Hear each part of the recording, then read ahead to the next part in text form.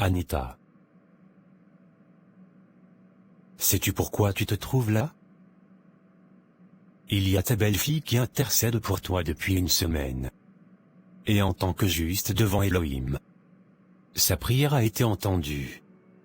La prière fervente du juste a une grande efficacité. Jacques 5 verset 16. Si ce n'était pas à cause de ces prières, tu étais tout droit sur le chemin de l'enfer. Et les démons sont déjà en train de réclamer ton âme depuis une semaine. Mais pourquoi ça? Ta vie sur terre n'est aucunement agréable et utile au Seigneur. Comme dans la parabole du vigneron dans Luc 13 verset 8. Alors il dit au vigneron, « Voilà 3 ans que je viens chercher du fruit à ce figuier, et je n'en trouve point. Couple, pourquoi occupe-t-il la terre inutilement? Tu n'as passé ton temps sur terre, qu'à blesser, persécuter et détruire. Notamment ta belle-fille qui est actuellement à ton chevet en intercédant jour et nuit. Le Seigneur t'ordonne de te repentir, et de changer de vie. Car tu n'auras pas de deuxième chance. Mais pourtant j'ai pris mon baptême chez Jadillon de la Catouva.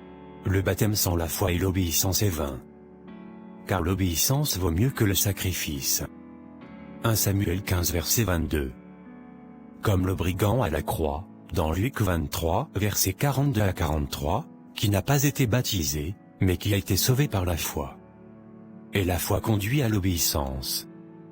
Mais toi tu n'as rien de tout ça. Ni la foi, ni l'obéissance. Alors je me repens. Je ne veux pas mourir aussi jeune.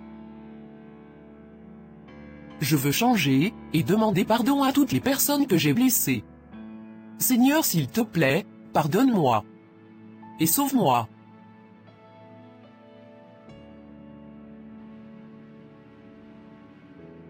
Seigneur, s'il te plaît. Fais grâce à maman Anita, qu'elle sorte de ce coma. Fais-lui encore miséricorde pour ses péchés, et révèle-toi à elle. Même depuis là où elle peut être en ce moment. La Bible dit que tu es le Père des esprits, dans Hébreux 12 verset 9. Et je crois que tu peux même te révéler à elle dans son esprit. Qu'elle guérisse, et te serve désormais. Souviens-toi de toutes ces années de prière de ton fils Papa Carlito. Qui depuis plus de 39 ans intercède pour l'âme de sa femme. Seigneur, fais grâce, s'il te plaît. Bonjour frère Manassé, tu vas bien? Bonjour frère Baptiste. Ça peut un peu aller. Alors, quel bon vent t'emmène. Ça fait des années que je t'ai pas vu là. Je dirais que c'est plutôt un mauvais vent de destruction de couple, qui m'emmène. Destruction de couple? Que se passe-t-il avec la sœur Mélissa? Justement, je suis venu ici pour le savoir. Elle devient de plus en plus sale, de plus en plus négligée, et de plus en plus bizarre. C'est-à-dire? Apparemment, elle n'a plus le droit d'utiliser de savon, parfum, de déodorant, et même de jolis sous-vêtements. La vie de couple est devenue fade. En plus de ça, elle passe son temps à prophétiser sur moi, et à me raconter ses songes et visions sortis tout droit d'un film de Karashika. J'ai l'impression d'avoir épousé un marabout.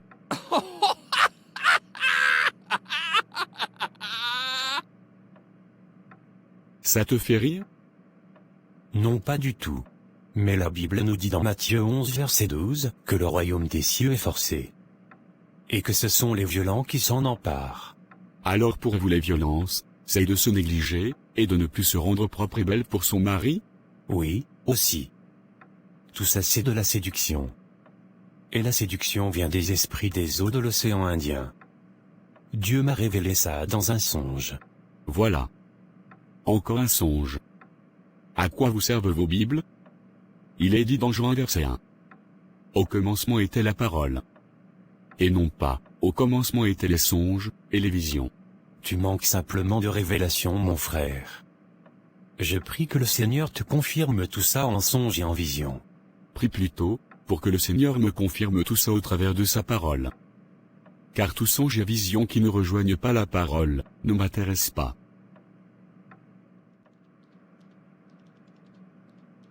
Siratou, Oui, papa. Tu fais quoi ici encore? Pourquoi tu n'es pas à l'hôpital, Pour veiller sur ta belle-mère? Je suis dezza parti avant-hier, je suis fatigué. Je vais partir demain. Demain. De toute façon, profite bien. Ton séjour ici va bientôt s'écourter. Oh si, j'ai faim. Il n'y a plus de foutues bananes, depuis le matin, je n'ai rien mangé. Tu es vraiment possédé. Tu as vidé toute la nourriture du frigo. Je ne vais rien acheter. Aujourd'hui tu vas apprendre à jeûner. Mais je n'ai pas envie de jeûner. Je vais le dire à Allah. Je vais appeler la police. Si c'est comme ça, je retourne chez mon mari. Fais comme tu veux.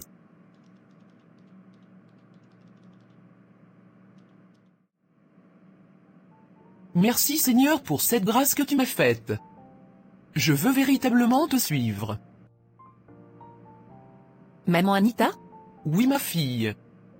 Viens t'asseoir. Tu vas bien? Oui ma fille. Mais c'est pas ça le plus important. Oui.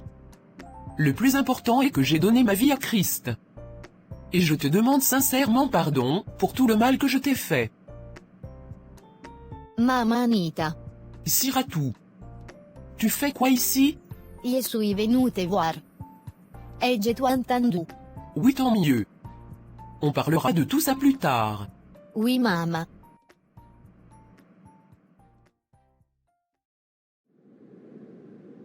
Que puis-je pour vous? Bonjour messieurs. Je suis venue pour que vous m'aidiez à éliminer ma co-épouse. Très bien. Comment s'appelle-t-elle? Elle s'appelle Sarah. Elle aime beaucoup prier. À côté d'elle, ma belle-mère s'est convertie. Et mon mari risque de me renvoyer au village. Une chrétienne? Alors tu as frappé à la bonne porte. Je déteste les chrétiens. Reviens demain avec un objet qui lui appartient, ou avec sa photo. Et nous allons régler son compte. D'accord.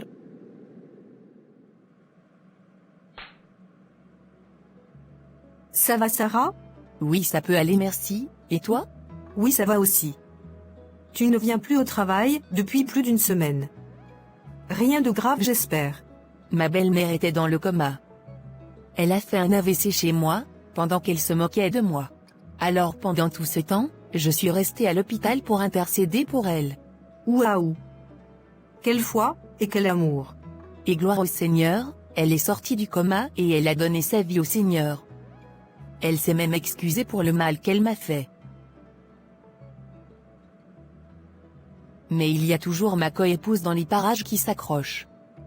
Mais je sais que le Seigneur est en train d'agir, et que toute cette histoire de polygamie tire à sa fin. Exactement. Confie-toi en l'Éternel de tout ton cœur, et ne t'appuie pas sur ta sagesse, reconnais-le dans toutes tes voies, et il aplanira tes sentiers. Proverbe 3 versets 5 à 6. Amen.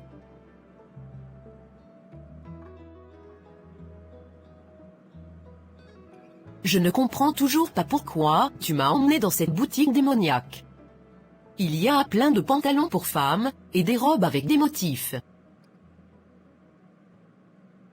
C'est scandaleux. Je veux juste que tu essayes un vêtement. Et que tu te regardes dans la glace. Si après cela tu as l'impression de ressembler à une mamie ouetta de l'océan Indien, je te laisse ressortir sans rien acheter. Non, je ne peux pas. Sinon les anges vont encore venir me taper en songe. Donc c'est ça.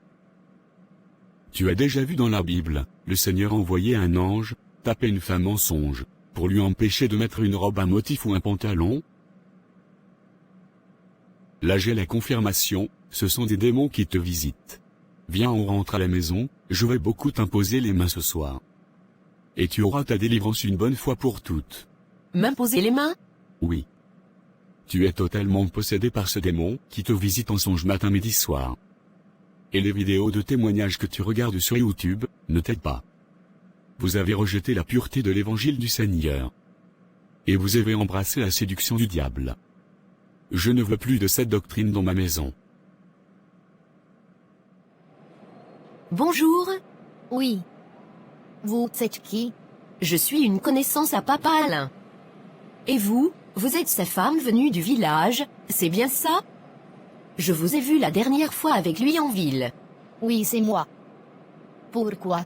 Je voulais juste vous exhorter à donner votre vie au Seigneur, et à laisser le mari d'autrui. Le Seigneur ne reconnaît pas la polygamie.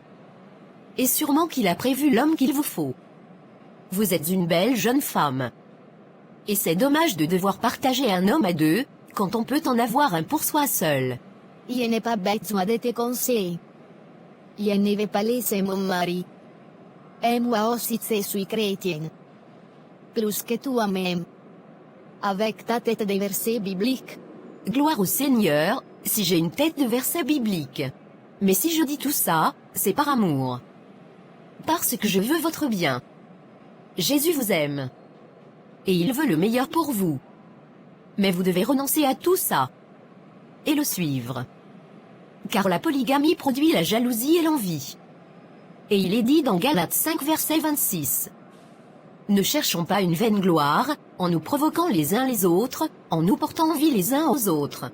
La polygamie crée la provocation, la concurrence, l'envie et la jalousie, qui finit par produire le meurtre.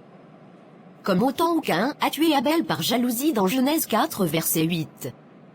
Et pour finir, il n'y a aucun exemple de couple polygame, qui ait réussi dans la Bible, ou au sein duquel il y avait harmonie entre les coépouses. Alors on peut bien comprendre qu'il n'y a pas la volonté du Seigneur dans tout ça. Oh. Laisse-moi tranquillement ma pastor. Già Dion de la Catouva a dit que la polygamie n'est pas un péché. Et il a dit que la femme ne doit pas évangéliser. Alors tu n'as le droit de rien me dire. Avec ta tête d'apocalypse. D'accord, sois béni, et bonne journée. Anita.